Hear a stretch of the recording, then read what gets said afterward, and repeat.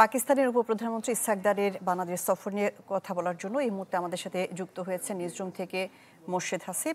মোর্শেদ হাসিব, দুটি বিষয় আপনার কাছে জানতে চাই। পাকিস্তানের উপপ্রধানমন্ত্রী দাবি করেছেন যে ৭১ গণহত্যার জন্য ক্ষমা চাওয়া হয়েছে দুবার এবং এই বিষয়টি মীমাংসিত হয়ে গেছে। এর কোনো প্রামাণিক দালিল আমাদের কাছে আছে কিনা, নাম্বার এক। দ্বিতীয়টি হচ্ছে গিয়ে তিনি প্রত্যয় জানিয়েছেন যে অতীত ভুলে সামনে এগিয়ে যাবার এমনটি বলেছেন এবং এও বলেছেন যে আমাদের মনটা পরিষ্কার করতে হবে আরেকটু বাংলাদেশের মানুষকে। এই দুটি বিষয় নিয়ে একটু বিস্তারিত জানতে চাই।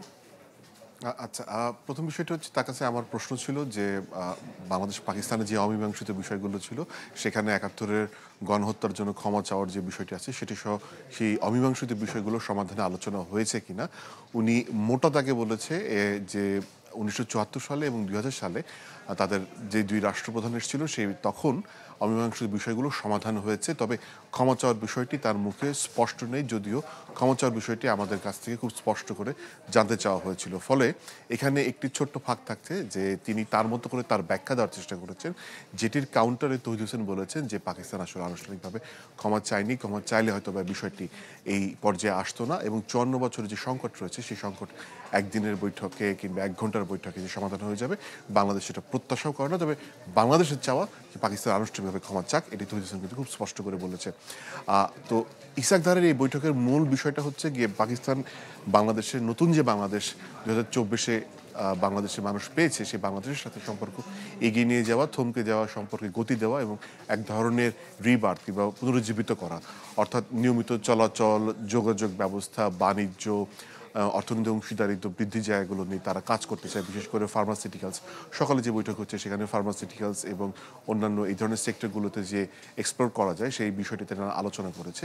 এর বাইরেও কিন্তু আপনি যদি দেখবেন যে ইসহাক দার আলোচনা করেছে সবগুলো বড় রাজনৈতিক দলগুলোর সাথে। এই মুহূর্তে যারা বাংলাদেশে রয়েছে, বিএনপি আছে, জামায়াতে ইসলামী আছে, এনসিপি আছে এবং গতকালকে তারা সুশীল সমাজকে যে যখন নৈশভোজের দাওয়াত দিয়েছিল সেখানে অন্যান্য বাংলাদেশ নীতি নির্ধারক উপস্থিত ছিল। অর্থাৎ বাংলাদেশের সকল মানুষের সাথে তারা মেশবার চেষ্টা করেছে এবং তারা দাবি করেছে যে এতদিন তারা মিশতে পারেনি, যে কোনো রকমের বৈরতি ছিল। বাংলাদেশের পক্ষ থেকেও বলা হয়েছে যে এই সম্পর্কটিকে এগিয়ে নিয়ে যাওয়ার ক্ষেত্রে এক ধরনের নেতিবাচক মনোভাব ছিল, সেই জায়গাটা কাটিয়ে তারা যে খুব সম্পর্ক উন্নয়ন করতে চায় বাংলাদেশ সেটাও না, একটা সুস্থ স্বাভাবিক অন্য ৮-১০টা দেশের সাথে যে সম্পর্ক রয়েছে সেইটুকুই তারা চায়, যেখানে একটা নিয়মিত যোগাযোগের বিষয় থাকবে।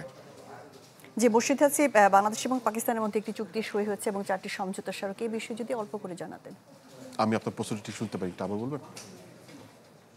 বাংলাদেশ এবং পাকিস্তানের মধ্যে একটি চুক্তি সই হয়েছে এবং 4টি সমঝোতা স্মারক সই হয়েছে, তো এই বিষয়ে যদি একটু জানাতেন আমাদেরকে। আচ্ছা, এই সমঝোতা স্মারকের মধ্যে চুক্তির মধ্যে রয়েছে দু দেশের যে ফরেন ক্যাডার রয়েছে তারা নিয়মিত যাতায়াত করতে পারবে, সেজন্য তাদের কোনো ভিসার বিষয় লাগবে না। আর বাংলাদেশের পররাষ্ট্র মন্ত্রণালয়ের অধীনে একটি থিঙ্ক ট্যাঙ্ক রয়েছে, Bangladesh institute of international strategic studies, এরকম একটি থিঙ্ক ট্যাঙ্ক পাকিস্তানের পররাষ্ট্র মন্ত্রণালয় রয়েছে। দুইটো একসঙ্গে কাজ করবে, অর্থাৎ দুই পররাষ্ট্র মন্ত্রণালয়ের যে স্টাবলিশড থিঙ্ক ট্যাঙ্ক রয়েছে তারা নিয়মিত আদান প্রদান করবে, সাংস্কৃতিক আদান প্রদান রয়েছে। একটি বাণিজ্যিক যৌথ ওয়ার্কিং গ্রুপ তৈরি হয়েছে, যে ওয়ার্কিং গ্রুপের মূল টার্গেটটা হচ্ছে যে দু দেশের মধ্যে বাণিজ্যের কোন কোন ক্ষেত্রগুলো, কোন কোন পণ্যগুলো দুই দেশ আদান প্রদান করতে পারে, কোন কোন পন্থায় এই ব্যবসায় নিয়মিত হতে পারে, কোন কোন মানে মডালিটি ব্যবহার করা যেতে পারে, কোনো এসওপির যে বিষয় থাকে, এবং বাংলাদেশের কোন কোন পণ্য তারা নিতে চায় সেই জায়গায় তারা ফার্মাসিউটিক্যালসের কথা বলেছে, শিপ বিল্ডিং, শিপ